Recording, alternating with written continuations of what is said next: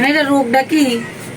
এটা হয়তো টাইমার নষ্ট হইতে পারে, হিটার নষ্ট হইতে পারে, কুলিং প্রোটেক্টর। হিটার নষ্ট হলে হিটার যেটা ঠিক আছে, তিনটার যে কোনো একটা হয়েছে। এটার ভিতরে ওই যে বরফ জমে গেছে তো, ওই বরফ এই যে এটার ভিতরে বরফ জমে গেছে, ওই কারণে আছে।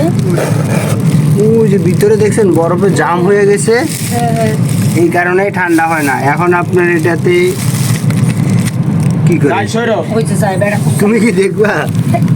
এই যে ভিতরে এই যে দেখেন, তো বাতাস এনে আগে ঘুমা বাইরে তো বিরিজ ভালো লাগে। হ্যাঁ এটা নোফ্রাস ফ্রিজ, এটা ভালো ফ্রিজ, ভালো বিরিজ বলতে কাম করে দিছি। এটা ভালো ফ্রিজ কিনা দিছে আপনারে, জিনিস ভালো। মানে এই বরফটাই কিছু করলেই হয়ে যাবে নাকি?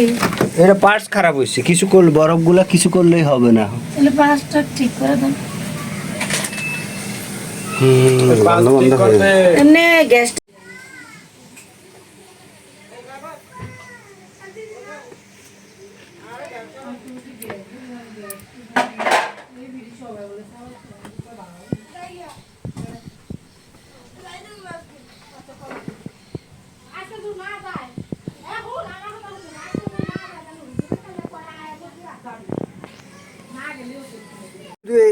একবারে এই যে পুরাটায় দেখো, এই যে আইস একদম এই পুরাটার মধ্যে আইস জমে গেছে। এই তুষার যে বরফটা হয়েছে, এই বরফটা বাইরে হওয়ার কথা, কিন্তু এটা এই যে ভিতরে বরফ জমে প্রবলেম হয়ে গেছে। এটার ওই যে বললাম না, এখানে পার্টস আছে, হিটার আছে, টাইমার আছে, কুলিং প্রোটেক্টর আছে, এগুলো পার্টস নষ্ট হইলে তখন এরকম মাল হয়। বেশি গ্রান এদিকে জাদা দিয়া এটা পুরোটা আইস হয়ে গেছে। এই আইস ভিতরে এইভাবে হবে না, এইভাবে আইস হইলেই সমস্যা তখন দেখা দেয়। এটা তো বাতাস বাইরানোর জন্য, এটা যদি আইস হয়ে যায় তাহলে বাতাসটা বাইরে হবে কোন দিক দিয়ে? এটাই হলো মূলত এই ফ্রিজের প্রবলেম। কি পরিমাণ আইস হয়েছে। গরম পানি মারতে, গরম পানি না মারলে শুধবো না।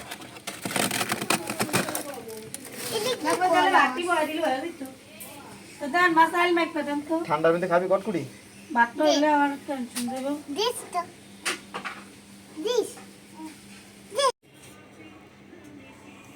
দেখছ কি পরিমাণ বরফ,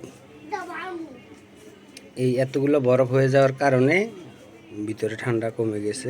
এটা তো পুরোটা আইস হয়ে গেছে, এই যে এই জায়গাটা পুরোটা আইস হয়ে গেছে। এটাই মূলত। এটা তো কারেন্টের তারটা শেষ না।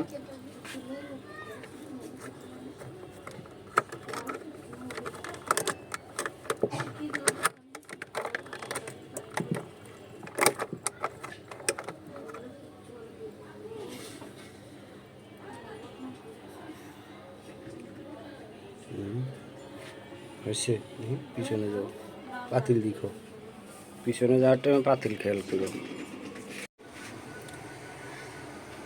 এটা কই এই ফ্রিজটার মূলত প্রবলেম হয়েছে যে কুলিং প্রোটেক্টরটা খারাপ হয়ে গেছে, হিটারে কানেকশন দিতেছিল না, এই কারণেই এই ফ্রিজটা মূলত প্রবলেম হয়ে গেছে। এই হচ্ছে কুলিং প্রোটেক্টর। কুলিং প্রোটেক্টর আমি নতুন লাগাই দিলাম, এই হচ্ছে নতুন লাগাই দিলাম। আশা করি ইনশাল্লাহ আর কোনো প্রবলেম থাকবে না। এই কুলিং প্রোটেক্টরটা চেঞ্জ করে দিলাম। এই ফ্রিজটার মূলত প্রবলেম হয়েছে এটাই, আল্লাহর রহমতে কাজটা করে দিলাম। আশা করি আর কোনো ঝামেলা হবে না। এই হচ্ছে